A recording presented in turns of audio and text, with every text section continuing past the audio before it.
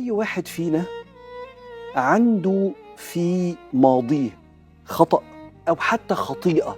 إحنا مش معصومين زي الأنبياء.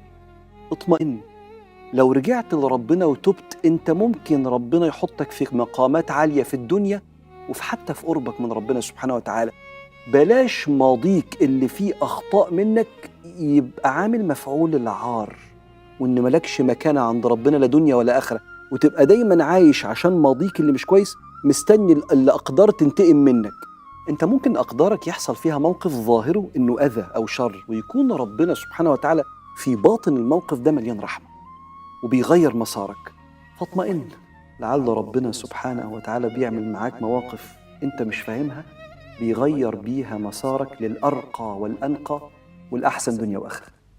السلام عليكم ورحمة الله وبركاته. ازيكم عاملين ايه؟ يا رب تكونوا بخير. النهاردة جاي لكم بفيديو جديد، بس قبل ما ابدأ الفيديو بتاعي حابة ارحب بكل الناس اللي دخلت القناة جديد. بجد اشتراككم ده على راسي من فوق، وطبعا برحب بالامارات اللي معايا من قبل كده مكملين بلايكاتهم وكومنتاتهم. بجد ربنا يخليكم ليا يا رب ويديمكم في حياتي العمر كله، اللهم امين. بصوا بقى يا بنات، قبل ما ابدا الفيديو بتاعي حابه اشكر كل الناس اللي اتفاعلت على الفيديو اللي فات، بجد متشكره جدا وربنا يخليكم ليا ويديمكم في حياتي يا رب. انتوا امارات وانا بحبكم، وبجد انا مش عارفه اقول لكم ايه ومش عارفه اشكركم ازاي، بس بجد ربنا يخليكم ليا ويديمكم دايما في حياتي يا رب.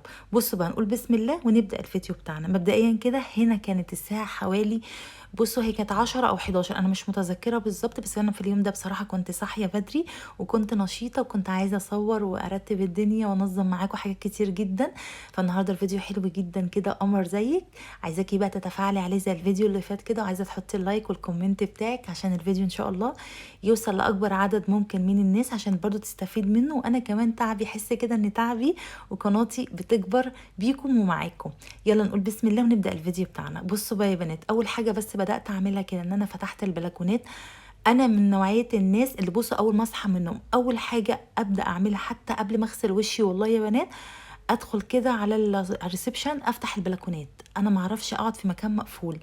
اول حاجه ببدا اعملها حتى لو فاتحه التكييف انا لازم، بصوا يعني انا عندي اقفل التكييف بس افتح البلكونات حتى لو في عز الحر. ما اقدرش اقعد في مكان مقفول ما فيهوش يعني البلكونات مقفوله. بجد الموضوع ده بيخنقني جدا، فلازم اول ما اصحى كده افتح البلكونات ادخل الشمس اغير الهواء. فهي دي شخصيتي بصراحه. بصوا اول حاجه زي ما انتم شايفين كده فتحت البلكونات وبدات ان انا بصوا امسك الكوشنز ارجعه مكانه، بعد طبعا ما نفضت كده الركنه بتاعتي وشلت الترابيزه ولمعتها كويس. برضو بصوا البخاخ دوت انا دايما بقول لكم، بس بصوا انا بحب اقول الكلام دوت في كل فيديو عشان لو حد داخل القناه جديد ممكن يقول طب هي بتبخي ايه اللي حاطاه في البخاخ، فانا بحب ان انا اقول لكم انا بعمل ايه بالظبط.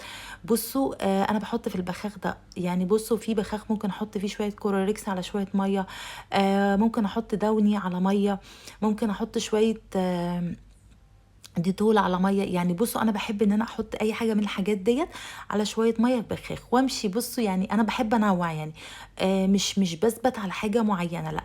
فالمره دي انا كنت حاطه بصراحه شويه كلوريكس على شويه ميه، وبدات ان انا كده المع كل حاجه. وبعد كده جبت المكنسه بتاعتي اللي ما بقدرش استغنى عنها ابدا ابدا بصراحه. بجد بجد يا بنات المكنسه لازم تكون في البيت حاجه اساسيه، وخصوصا اللي عنده السجاد بتاعي ده لانه اصلا ما بيتكنسش. يعني بصوا ده مستحيل ان انت تاخدي كده بمقشه وتكنسيه، لا ده ما بيتكنسش خالص. هو بصوا ليه حل من الاتنين، لا اخده وانفضه من البلكونه لا الا اعمله بالاشفاطه بالمكنسه، غير كده لا ده ما بينفعش. عشان خاطر دوت السجاد اللي هو بيبقى الغويط كده، فما بينفعش ابدا المقشه، ما بتطلعش الاتربه اللي بتبقى فيه. وبيبقى طبعا ايه الولاد بقى بواقي الاكل كده واقع فيه وحاجات كتير جدا جدا، مش قادره اقول لكم. المكنسه بصوا بتقعد تطقطق كده والله العظيم. بصوا بقى عندي هنا يوسف على طول بيلعب بلاي ستيشن، هو لازم بصوا مش بالدراعات بالدركسون دوت. فالمهم انا الترابيزه بصراحه دي اتكسرت، يعني بصوا هي بصراحه الترابيزه دي يعني لفت معايا الشقه كلها، فبجد هي اتعذبت معايا جدا. فان شاء الله كل ما اقول هنزل اجيب واحده جديده انسى يحصل اي حاجه، فان شاء الله ادعوا لي بس ان انا كده ابقى فاكره وانزل اجيب له واحده جديده، عشان دي بجد اتكسرت جدا جدا. بس بصراحه بتنفعنا، يعني انا سايباها لحد ما اجيب واحده جديده لان هي دي اتدمرت اصلا معانا.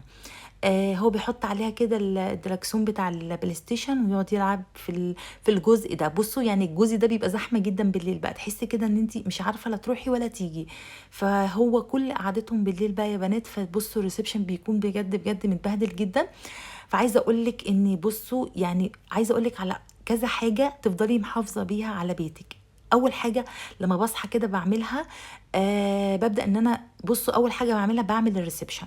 ببتدي ان انا المع اي حاجه، اظبط الترابيزات، ارجع الكوشنز مكانه، المع الارض، اشفط بالمكنسه. الحاجات دي يا بنات والله والله لو عملتيها يوميا هتحسي ان انت مرتاحه كتير كتير كتير.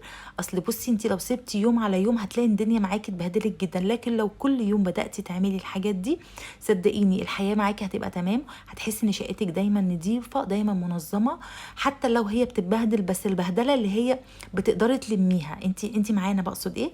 فالروتين ده روتين صباحي كده قمر، بدات فيه ان انا دخلت كده على الريسبشن، لمعت الترابيزات، شفطت بالمكنسه، عملت بالشرشوبه بتاعتي وشويه كرور كده حلوين. بصوا يا بنات الحاجات دي بتفرق جدا جدا، بتحسسك كده ان الشقه بقت فله، حتى لو انت مش هتشيلي وتقلبي في الشقه. اصل مش كل يوم هنبدا نعمل التنظيفات العميقه اللي احنا بنعملها، لا الحاجات دي بنعملها ممكن كل اسبوع، كل 10 ايام، لكن طبعا الحاجات دي بنعملها يوميا. عايزه اقول لكم انا لو ما عملتش الروتين ده مساء بعمله صباحا. يعني بصوا ما ينفعش ان انا بصوا لو جه عليا مثلا الليل والولاد سهروا وانا سهرت بصراحه معاهم وحسيت ان انا خلاص تعبانه ومش قادره ان انا اعمل الم الشقه يعني بالليل، بصحى الصبح وهم نايمين اعمل كل حاجه ورايا. وكمان عايزه اقول لكم على حاجه، ببقى مبسوطه جدا جدا لو انا من بالليل محضره الاكل بتاعي، الغدا بتاعي، وانا فعلا كنت في اليوم ده. طبعا الناس اللي متابعيني وعارفه انا بعمل ايه، لما بكون هعمل محشي بعمله من قبلها بيوم، وانا في اليوم ده بصراحه كنت عامله حله محشي بجد يا بنات كانت تحفه، كانت قمر كده زيكم. كنت بجد بتمنى كده ان انتوا كلكم تاكلوا منه، هيعجبكم جدا جدا. انا بصوا في الاول ما كنتش بعرف اعمله نهائي نهائي، بس دلوقتي بقيت استاذه في المحشي. بصوا بقى هنا كده دخلت على السفرة بتاعتي برضو بشوية الكرور كده، كوروريكس يعني بالبخاخ دوت، وبدات ان انا ابخ كده على الازاز والمع بالفوطه بتاعتي وارجع كل حاجه زي ما كانت. انا مجرد بس بلم الدنيا، مش التنظيف العميق اللي انا بعمله معاكم دايما، بس التنظيفات دي اساسيه في اليوم. يعني بص لازم تعمليها زي ما قلت لك، لا صباحا لا مساء. الموضوع ده هيفرق معاكي جدا جدا بجد. بصوا الكام حاجه دول لو عملتهم يا بنات اللي انا بقول لكم عليها، والله والله شقتك دايما هتفضل نظيفه، هتفضل كده بتلمع. انت نفسك هتكوني مرتاحه، هتلاقي وقت لنفسك، هتلاقي وقت لاولادك، هتلاقي وقت ان انت تعملي فيه اي حاجه خاصه بيكي انت. فخلي كده بصوا اول ساعه كده اول ما تقومي او اول ساعه ونص كده تنظفي بيهم، ترتبي الشقه، تنظمي كل حاجه، ترجعي كل حاجه، او تعمليها بالليل. يعني خلي عندك كده لا روتين مسائي بالليل لا روتين صباحي بالنهار. عايزه اقول لكم حاجه، خلي عندك الموضوع ده، لا الا تعمليه الصبح وهم الولاد لسه ما صحيوش من النوم، او تعمليه بالليل اول ما هم يناموا. بجد بجد الموضوع ده هيفرق معاكي جدا جدا، وهتحسي دايما ان شقتك جميله ونظيفه ومنظمه وكل حاجه حلوه والله العظيم. طبعا احنا عارفين ان كلنا اي واحده فينا عندها اولاد، طبعا هم بيقلبوا الدنيا، وانا اولكم على فكره. انتوا بصوا لسه هتشوفوا بهدله دلوقتي، بس انا بلم الدنيا اول باول، ما بسيبش الدنيا ان هي بصوا يعني يوم على يوم ممكن النهارده اكسل، لو سبت بكره كمان كسلت وبعد كسلت، يبقى انا كده خلاص، يبقى انا كده الشقه كلها وصلت لمرحله مش هقدر اسيطر عليها ولا هقدر المها، هتعب جدا جدا في اني انظفها. لكن لو كل يوم حتى لو متبهدله لميتها بالطريقه دي، صدقوني هتفرق جدا جدا والله العظيم. بصوا زي ما انتم شايفين كده بالموب بتاعي كده، وبحط شويه كرور ابيض يا بنات. بجد بجد الكرور الابيض في المسح بصراحه من الحاجات يعني بصراحه الحلوه جدا جدا. اول حاجه انا بحب ريحته جدا جدا، معنى ان اشم ريحته احس ان خلاص ان الدنيا نطفت معايا. جربي كده بصي تجيبي الجردن بتاعك وتحطي فيه شويه كرور ابيض، مش الكروريكس الالوان لا. انا كمان عشان عندي سيراميك غامق زي ما انتم شايفين كده البني، فبصراحه لما بحط الكروريكس الالوان اي حاجه عامه بترغي معايا السيراميك، فصعب جدا ان انا اسيطر والم الدنيا. لكن شويه الكرور الابيض دول اولا ما بيرغيش، ثانيا بيدي ريحه حلوه جدا جدا ريحه النظافه، ثالثا بيخلي الارض بجد بتبرق بتبرق بتبرق. فجربي كده. انا عامه بجيبه من اي حد بيبيع يعني بتاع المنظفات، بملى منه ازازه، ودايما يعني كل ما بتفضى بملاها، مش غالي وبينظف جدا جدا وبيعقم وبيظبط الدنيا معاكي جدا جدا والله العظيم. مش شرط ان انا اجيب حاجه غاليه جدا امسح بيها، لا، انا بجيب الحاجه اللي تريحني وفي نفس الوقت تنظف. عشان ممكن يعني واحده تقولي طب ما انت بتجيبي مثلا الكرور الابيض ده عشان مثلا بتجيبيه من عند بتاع المنظفات بتملي لا لا، بصوا صدقيني حتى بيكون احسن من الكرور الابيض اللي بجيبه، اللي هو بجيبه عادي ده كروركس، الكرور يعني ده اللي هو في علبه، لا ده بيكون احسن بكتير. جربي كده، بصوا بقى نظافه، سيبكم من اي حاجه تانية. انا شامه ريحه الكرور وريحه النظافه وريحه الجمال بصوا من الاخر كده يا بنات، والله العظيم لو عملتي كل يوم اول ما تصحي هتحسي براحة نفسية غير عادية، تحسي كده ان اليوم جميل. هتحسي بصوا طبعا بعمل شوية حاجات، انا ما بقولكيش ان انت خلاص هتقعدي طبعا طول اليوم، لا طبعا لو عندك ولاد مستحيل، يعني مستحيل برضو هتعملي حاجات، بس هتكون حاجات بسيطة عليكي، حاجات مش هتحسي ان هي بتتعب. انت فاهمة انا عايزة اوصلك ايه. لكن صدقيني والله العظيم، بصوا معنى ان انا اشوف الشقة مش نظيفة ده في حل ذاته اصلا بيتعبني، ده اصلا بيخليني ان اعصابي كده، يعني بكونش طايقه نفسي اصلا بجد. فعشان كده انا دايما بحب اسيطر على الشقه زي ما قلت لك، لا الصبح لا بالليل، لكن ولا صبح ولا بالليل لا، دي مش شخصيتي، مستحيل مستحيل مستحيل. حتى لو كنت تعبانه يا بنات لازم اقوم ولازم اعمل. اصل عايزه اقول لك على حاجه، انت لو ما عملتيش مفيش حد هيعمل لك حاجه حبيبتي، والله العظيم ما حد هيعمل لك حاجه. كل واحده فينا هي اللي بتشيل نفسها وبتشيل بيتها وجوزها وولادها. فقومي كده يلا اتنشطي واعملي. بصوا بقى زي ما قلت لكم، انا كنت عامله حله المحشي القمر دي من بالليل، بس عايزه اقول لكم على حاجه يا بنات، انا عمري ما عملت حله محشي ولونها غير معايا، بس دي انا سبتها يومين يعني، بصوا يعني كان يوم واحد انا عملتها بالليل وسويتها تاني يوم، بس عشان حطيتها، بصوا التلاجة عندي كانت مليانة فحطيتها في الدرج، انا عندي الدرج كبير بتاع التلاجة، حطيتها في الدرج من تحت الحلل دي، حاسة ان لونه غير شوية مش عارفة ليه، لكن انا بصراحة بحطه في التلاجة من جوه عمره ما لونه غير معايا، بس كان طعمه تحفة تحفة تحفة. بصوا بقى عشان الفراخ بصراحة انا كنت مدبلاها برضو من قبلها بيوم، وكنت حطاها في الفريزر كده وسبتها يعني تفك، يعني طلعتها من الصبح اول ما صحيت برضو سبتها تفك. فانا طبعا ما كنتش هسلق الفراخ فما فيش شوربه معايا، فعملت شويه شوربه كده وقلت اسقي بمكعب ماجي، يعني قلت اسقي كده المحشي بتاعي بيها. وبعد كده بقى ايه، رحت مدخله حطيت الفراخ بتاعتي يعني في صينيه ودخلتها الفرن. بجد يا بنات، بجد بجد لما بتكوني محضره اكلك وتكوني مظبطه شقتك ومرتبه انت هتعملي ايه، كل الحاجات دي بتفرق معاكي والله العظيم. يعني اول ما تصحي كده، بصي يعني قبل كده ما تغسلي وشك وقبل اي حاجه ادخلي كده على الشقه بتاعتك، افتحي اي مكان ممكن ما يكونش حد فيه نايم، زي اوضه مثلا ما حدش نايم فيها، الريسبشن، كل الحاجات دي. وبعد كده بقى ادخلي اغسلي وشك، وانتي بتغسلي وشك برضو ادعكي الحوض التواليت، الحاجات دي يوميا، والله والله بجد هتريحك جدا جدا. بصوا بقى هنا كنت جايبه وراك زي ما انتم شايفين وكنت مدبلاها، مجرد بس سبتها ان هي تفك معايا، فتحت الكيس وحطيتها في الصينيه ودخلتها الفرن عادي خالص. قلت بقى عقبال ما ايه المحشي يستوي والفراخ تستوي، كانت خلاص بقى العيال صحيت، وقلت لهم يلا بقى اطلعوا على الريسبشن بقى نضيف، وقلت لهم اوعوا تبهدلوا، بس طبعا اتبهدل، انتوا عارفيني انا بسيطر جدا جدا على فكره. بصوا بقى يا بنات بجد والله هم كانوا مبهدلين الاوضه، ومش عايزاكم تتخضوا من المنظر اللي انتوا هتشوفوه. بصوا كانت متبهدله بالمنظر ده، انا طبعا كنت يعني بصوا حاولت ان انا اسيطر على قد ما اقدر. هنا بقى كانوا صحيوا وبهدلوا الدنيا اكتر وكل حاجه يعني. قلت لهم يلا بقى اقعدوا كده في الريسبشن، هاتوا اي حاجه اتفرجوا عليها، والاكل خلاص اصلا كان استوى برضو معايا. ودخلت بعد كده بقى هنا، يعني بصوا ده مش بعد الريسبشن على طول، ده هنا كان حوالي بعد ما المحشي استوى وهم صحيوا واتغدوا وكل حاجه. وبعد كده بعد ما اتغدوا دخلت انا بقى غسلت المواعين وظبطت المطبخ بتاعي، وبعد كده دخلت على الاوضه بتاعتهم بقى. بدات ان انا بصوا كان في غسيل كنت لماه، وكنا جايين يعني من نادي، وكان في بصراحه يعني لبس الكوره بتاعهم والحاجات دي ما كانش نضيف.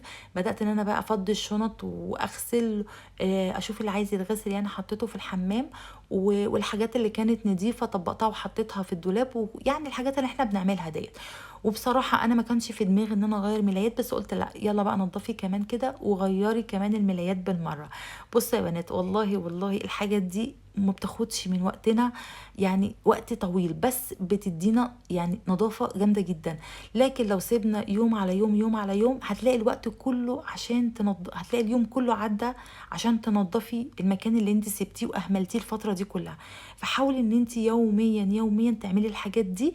صدقيني مش هتاخد من يومك ساعة، ساعة ونص، ساعتين بالكتير جدا يعني، وهتلاقي كل شقتك زي الفل، لانك انت ايدك فيها يوميا، مش بتخلي يعني يوم يعدي وبعد كده تعملي، لا كل يوم كل يوم هتلاقي نفسك بجد الشقه بقت نظيفه جدا ودايما مترتبه ودايما حلوه.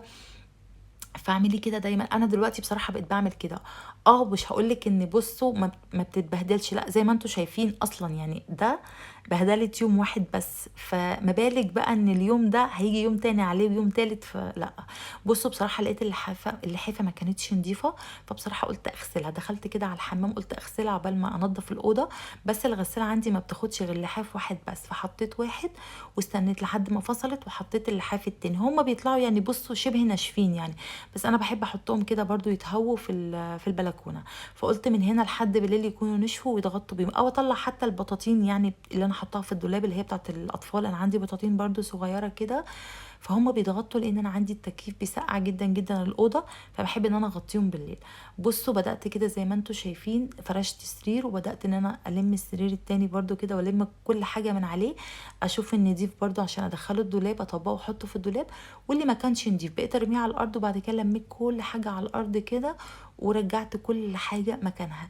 بس عايزه اقول لكم يا بنات ان بعد ما نظفت بجد الريسبشن والاوضه بتاعت الولاد والمطبخ كان نضيف.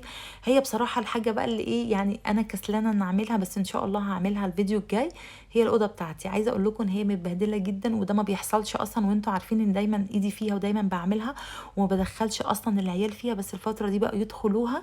فمش قادره اقول لكم، مش انتوا هتشوفوا بصوا هتشوفوا بهدله عمركم ما شفتوها عندي على القناه في الاوضه بتاعتي بصراحه. بس هتشوفوها الفيديو الجاي ان شاء الله. هحاول ان انا اعملها. انا لسه ما صورتش اي حاجه وما روقتهاش وما نضفتهاش، بس ان شاء الله عايزه كده اتنشط. فعايزاكم بقى لايكات كتير كتير على الفيديو دوت عشان ان شاء الله اصور لكم الفيديو الجاي وانزله لكم ان شاء الله. بصوا رجعت السرير التاني كده وحطيت المخدات مكانها والخداديه وكل حاجه، وبدات ان انا الم بقى ايه كل حاجه من على الارض كده المتبهدله دي اللي مش نظيفه يعني، ودخلتها الحمام ولميت بقى السجاد نفضته كويس جدا كده. وبدات ان انا ايه بصوا دخلت على السجاده التانية برضو كده لميتها ونضفتها. السجاد بصوا يا بنات انا لسه غسلاه معاكم اصلا يعني ما كملش تقريبا شهر يمكن اقل، بس عايزه اقول لكم ان اتبهدل تاني. طبعا هو عشان فاتح وفي الاوضه بتاعه الولاد فبيتبهدل جدا جدا يا بنات والله. دخلت كده على التسريحه، عايزه اقول لكم ان بصوا عليها كل حاجه ممكن تتخيلوا بيعملوا. بصوا يعني انا مش عارفه اقول لكم ايه، بيبهدلوا. بصوا لو هي مش متبهدله بيمسكوا اي حاجه ويرموها والله العظيم.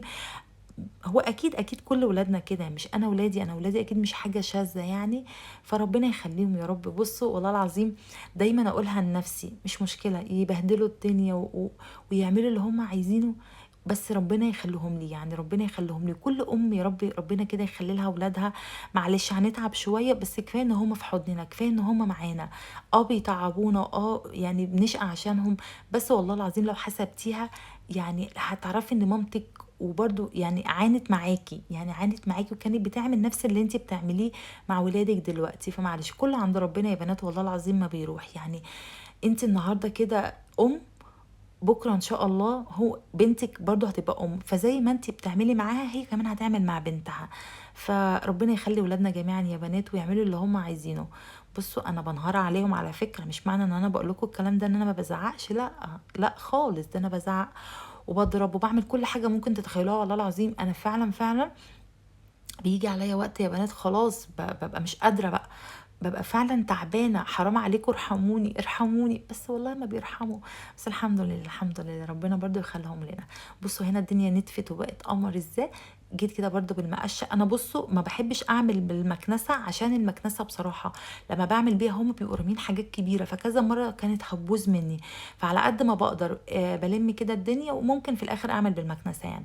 جيت هنا برضو كده وحطيت شويه كلور. بص هو ده مش كلوريكس الوان، هي العلبه دي انا مليها كلور ابيض، انتوا فاهمين انا بقصد ايه. وعندي واحده تانية اللون الاخضر، بس ده كلوريكس الوان. يعني انا عندي واحده البينك بعملها كلور ابيض، والتانية اللي هو فعلا كلوريكس الوان اللي هو اللون الاخضر، بحبه جدا. بس بعمل بيه رخامات، بعمل بيه بحط في بخاخ، بعمل بيه حاجات كتير جدا برضو. بصوا بقى، جيت هنا كده على الارض برضو بالشرشوبه كده، وبدات الشرشوبه دي يا بنات بصوا اجيب اي حاجه ممكن تتخيلوها وامسح بيها، بس ارجع لها تاني. بجد بجد من الحاجات اللي بتنضف جدا والله العظيم.